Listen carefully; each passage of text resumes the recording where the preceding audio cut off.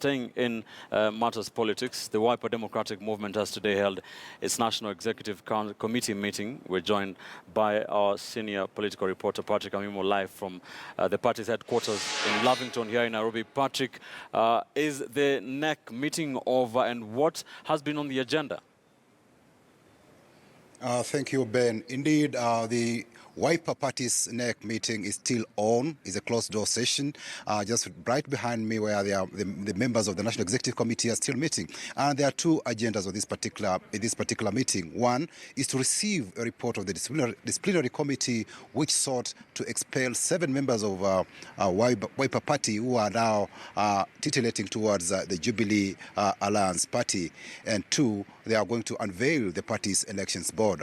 And maybe if I have to bring you up to speed on why the party disciplinary committee members are receiving its report today, is that 3 weeks ago, members expressed concern about those members who have rebelled against it and decided to join the Jubilee Alliance, and they mandated the party's disciplinary committee to come up and interrogate these members to understand why they are crossing over or showing allegiance to a party that did not elect them to parliament. And that's why today members of the National Executive Committee will be meeting is meeting to deliberate on that particular report that seeks to institute disciplinary measures against those members who have defected, who include the Machakos governor, Dr. Alfred Mutua. Remember, even Dr. Mutua has ended up forming this movement called Maendeleo Chap Chap in Machakos County, which maybe he plans to use as his vehicle for the re-election in 2017.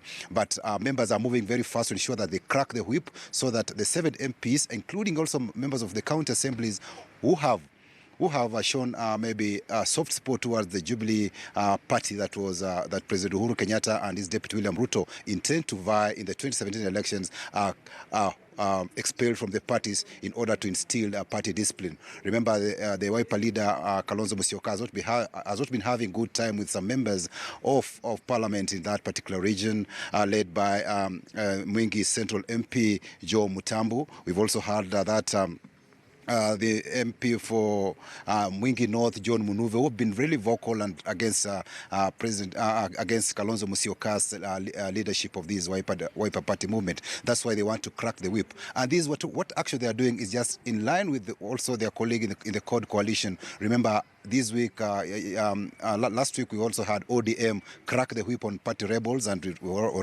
they've sent a letter to the Register of Political Parties seeking to have at least 10 members of ODM who crossed over to Jubilee be kicked out of ODM and maybe instigate a by-election in those, especially the coast region where most of these members are coming from, and perhaps in Budalangi where we have Ababu Namwamba, who's since formed the Labour Party of Kenya, which party is now a party leader. So it's an effort by the CORD coalition to ensure that there is discipline among their members as they head to the 2017 general elections. Remember also, maybe Ford Kenya also had its disciplinary committee meeting those rebels from Ford Kenya who had crossed over to Jubilee, but that particular meeting, the culprits did snub the meeting, and we are yet to know what Ford Kenya will do. But for Wiper Party, I think it's now things are shaping up, and very soon we'll know, after they deliberate, we'll know whether it will crack the whip and ensure that the 7 members or the 7 rebels in Ukambani, Lower Eastern Part who have crossed to Jubilee, maybe they are expelled from the party. Kitili?